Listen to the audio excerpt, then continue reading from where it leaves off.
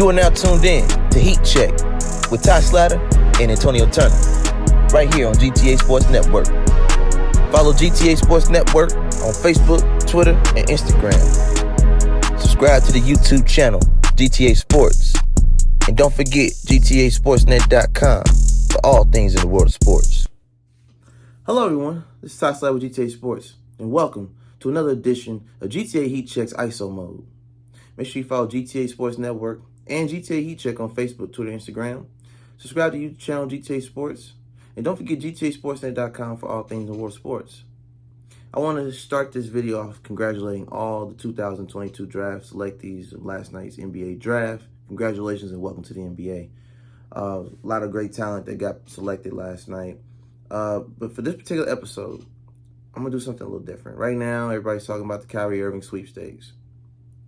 I'll tap into it, but that's not what this video is about. I'm going to talk about a team that I haven't talked about in the last couple seasons because, to be honest, they've been suffering in mediocrity. I'm from Indianapolis, Indiana. The Indiana Pacers should be the team that should be talked about more than anything, but let's be honest, what have they really been doing the last couple seasons? Well, last season's results led to what I believe the ultimate reset. It was inevitable. We knew it was coming. But ultimately, it needed to happen. It needed to happen. When the Pacers lost Victor Oladipo when he ruptured his quad tendon and eventually led to him getting sent down to Miami, we knew it was coming. We knew the team had to, reset its identity. You let go of Nate McMillan, sent him to Atlanta. It was inevitable. The team had to rebuild, and ultimately you sent off your best player in Domantas Sabonis to Sacramento, got back Buddy Hield and Tyrese Halliburton. It was inevitable. You're hitting a reset. Myles was injured most of the season. He only played half the season. And Malcolm Brogdon, as good and talented as he is, former Rookie of the Year, let's be honest, Malcolm Brogdon doesn't fit the Pacers' timeline, system. You got throwing the Jeremy Lamb injury that happened last season where he, tore his leg up, his knee in 3 different parts, the MCL, PCL, ACL. It was all bad. They lost. So due to injury and just timing, the team had to reset and rebuild. It was inevitable. So last night, the NBA draft, the Pacers had the number 6 pick. I believe they haven't had a top 10 pick in a very, very long time. We're talking decades. So this was a major, major deal for them. And they ended up selecting, at number 6, the Benedict Mathurin guard, 6'6", 210 pounds out of Arizona. Congratulations. Welcome to the league. I look forward to seeing what he does in Summer League. I'll be definitely keeping a close eye on him. They also drafted Andrew Nembhard, who is a 6'5" guard from Florida. And they also drafted Kendall Brown, who is a 6'8" guard from Baylor. All right. And last but not least, they drafted Hugo Besson, who is a guard, 6'4" guard from the New Zealand Breakers from the NBL, which is the same league that Melo Ball played in and got drafted from out in Australia.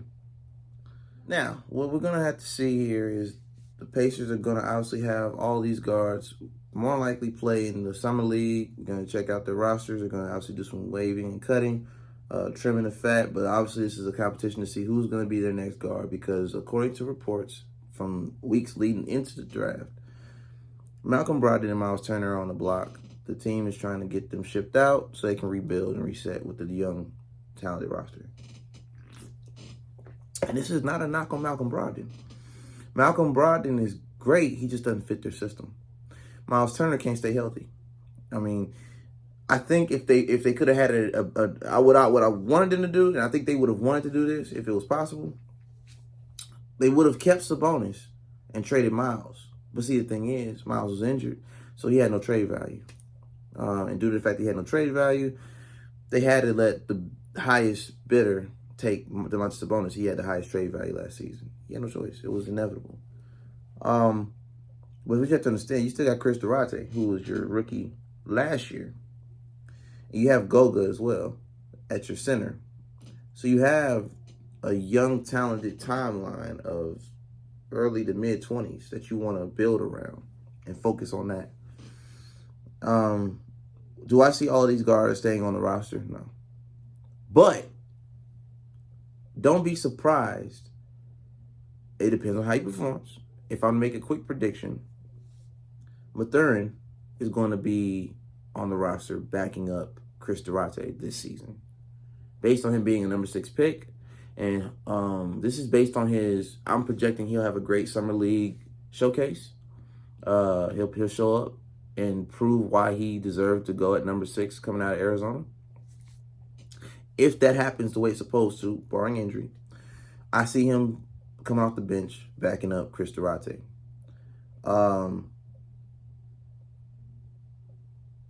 Or, depending on what happens with the Buddy Hield contract, because he's still got 2 years left on his deal, so he could easily get traded out or be put in a trade package for a veteran. It depends on how they see Buddy Hield at this point in his career. Nothing against Buddy. Buddy's 29. He could be the veteran for the team if they decide to, extend his contract and re-up. But if not, and you want to package him for somebody else, by all means, don't be surprised. You could have Mathurin playing the 2 guard next to Duarte, being that he's 2 inches taller and his game is, he could play guard, shooting or point, depending on where they decide that they want him to grow and develop. The other guards, Nembhard, Brown, Besson, I wouldn't be surprised if they put them in the G League, more likely playing for the Fort Wayne Mad Ants. But this is just my prediction. This is early bird prediction because I don't. The summer league hadn't started yet officially. For 1, 2, they just got drafted less than 24 hours ago, and we don't know if Mathurin's gonna break out in summer league. Every prospect doesn't play out to where they got drafted at. Not calling him a bust because I don't know yet. We have to wait and see. Summer league, we're gonna know who's who and what's what. I am very interested to see what the Pacers summer league team does. Just off of the fact that they had a down year, they're in a rebuild, showing improving, starting from scratch, resetting the entire roster. I would not be surprised if Myles Turner ends up at some point, because free agency does open up. I believe contracts expire on the 29th, which is next week. I believe next Wednesday coming up. So within the next 5 to 6 days, don't be surprised to get some news about Myles Turner being traded. The report that still stands and has yet to change, the New York Knicks being on how they botched last night's draft, which I will definitely get to that with Antonio Turner on the podcast. They end up sending Kemba to Detroit. I hear they're going to buy out his contract and make him a free agent. That's the report on that. Not to deviate from the Pacers for a second, but just follow me. In the event that the New York Knicks do not make the Jalen Brunson deal with Dallas, and Dallas finds a way to retain Jalen Brunson this offseason in free agency, because he is an unrestricted free agent. If the Knicks find a way to fumble that bag after hiring his dad for the coaching staff, the report still stands. Malcolm Brogdon is going to the Knicks. I like it. I think they need they need what he can do. I mean, last season, I believe Malcolm Brogdon, to put it in perspective, I believe Malcolm Brogdon was averaging over 20 points per game just last season. It wasn't necessarily in the flow of the game. 19.1. I'm being generous. I'm giving him 20. You're looking at roughly a 20-point per game, 5 rebounds, 6 assists. That's just last season. Now, he only played 36 games last year. I don't know him as a injury-prone player. From what I remember in Milwaukee, he was definitely valuable. I hate the fact that it made sense. Ultimately, it worked out for Milwaukee, letting him go and winning a championship with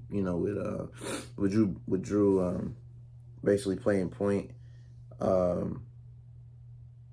with Drew Holiday. I don't know why I wanted to say Bledsoe, but I'm thinking because Eric Bledsoe was down there, I almost said Drew Bledsoe. But again, 44% from the field, 31% from 3, 85% free throw line. These are not bad numbers. The Knicks would actually be doing them a great service. He's 6'5", 230. I mean, I believe it's actually a better fit than Brunson. And I like Brunson. I like what Brunson did with Luka. I think Brunson had a breakout season. He knew it was a contract year, and he did what he was supposed to do. There are multiple suitors that Jalen Brunson could end up on, not named the New York Knicks, just off of what he did with Luka. If it wasn't for Golden State having a resurgence this year, one could argue that the Mavericks were easily a team that people could see going to the finals this year and beating the Boston Celtics. I didn't say that. My man Antonio is a Luka fan, so he definitely is. He believes Luka's going to win MVP within the next couple seasons. I'm not saying he won't, but there are other players that are definitely going to give him a run for his money. The Ja Morants, when healthy. The Joel Embiids, when healthy. There are players that are definitely, I mean, Giannis is always in the running. LeBron could come back and make another MVP run if he wants. Averaging 30 points per game at 37 years old. But just to get back to Indiana.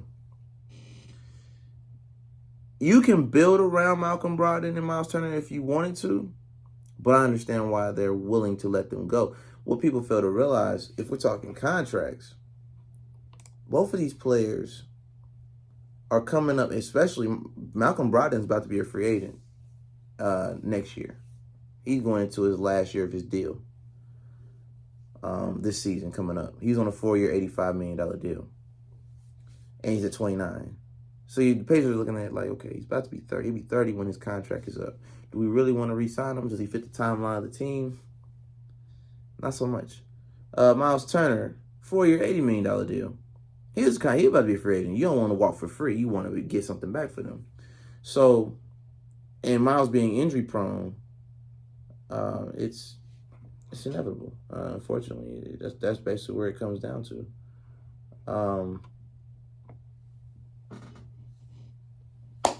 I understand why they're letting them go. I understand why, or at least shopping them to get somebody to pick them up. The Knicks, if they wanted to make up for what they didn't do in the draft, they could very easily get Malcolm Brogdon and Myles Turner. They got the money. They can make the deal. Will they make the deal is the question. I personally don't think they will, but they could. I don't think they will. There are plenty of other teams that Myles Turner can end up on without Malcolm Brogdon if they don't want to make a package deal. I'm suggesting a package deal for New York. Other teams more so need Myles Turner to stay healthy. But what I have been projecting on the podcast, and don't be surprised if it happens, just like how we predicted the Christian Wood to the Mavericks deal, even though it looked highly unlikely being that both teams are from Texas and we didn't see them making that swap the way they did. And the Jeremy Grant getting traded to Portland. We discussed it. Didn't think it would happen. But they want to help Dame. They want Cronin, the new GM of the team, wants to build around Dame. So we'll see what happens with that. We'll get to that more so on the podcast. But I predict one of the trades that could happen for Myles Turner being the connection between Boston, which is, obviously the Brad Stevens, Danny Ainge, even though he's in Utah, he still has his ties in Boston, and Larry Bird still kind of being behind the scenes in Indiana. Don't be surprised if you see Myles Turner either end up in Charlotte, where they need a legitimate center, and he's young enough to fit their timeline, being that he's not even 28, he's 26, going 27. And don't be surprised if you see him get involved in a trade that sends Gordon Hayward to the Pacers on an expiring contract. Pacers have the money to handle, and they work out a deal where either they get picks or get Charlotte to pay a portion of the contract, the $120 million that Gordon is on, that Michael Jordan gave him to come to Charlotte. Excuse me. And then send them to the Pacers on an expiring contract. Essentially trading an injured player for an injured player and swapping. Gordon fits the Pacers system just as well as he fit, prior to injury, the Boston Celtics system, because they're similar systems. He's no longer needed in Charlotte. Let's be honest. He's just not. He's just he's eating up the salary cap more than anything because he's not playing. The same way Myles was getting paid not to play in Indiana. But Myles has more upside. Youth, plays a position that's needed, desperately needed in Charlotte. They need a big. Ever since they lost Bismack Biyombo, they need a big, a glorified big, a real certified center. And that's if they don't go for the Rudy Gobert sweepstakes as well. So the Pacers are in a position right now. They're not. I don't expect them to come out the gate swinging, winning games this year because they're still in a rebuild. So anybody knows a legit rebuild, not a Lakers rebuild where you start a rebuild and you trade all your young players for LeBron, AD, and Russ. No, a legit rebuild takes 5 years or more. And that's a 5-year minimum. And if you think about it, most rookie contracts with the extension are about 5 to 6 years long. So you see where I'm going with this.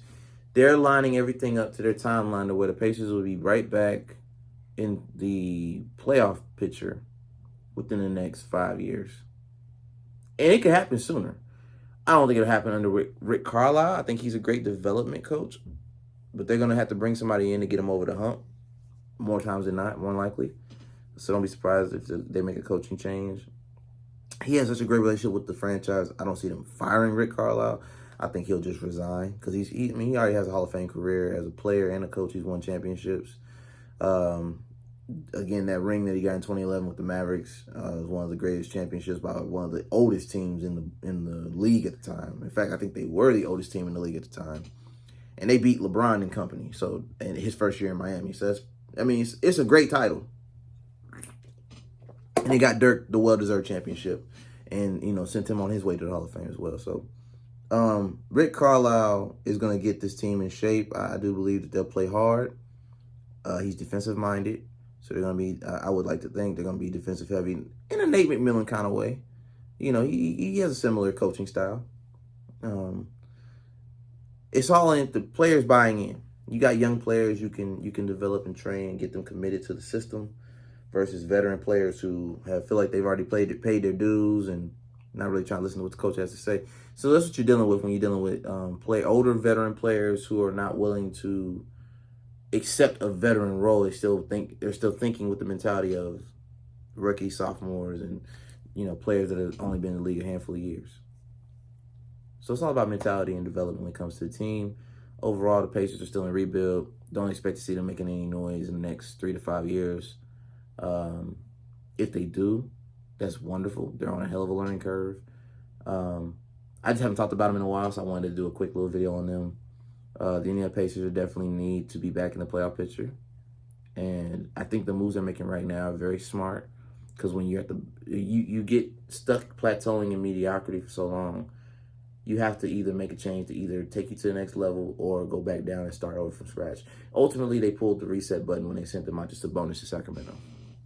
That was them going and saying, we're going to go down to the bottom. We're gonna not necessarily tank, but just drop that season, drop the next season, get a great draft pick, which they got the number 6 pick in Benedict Mathurin, which was a great pick.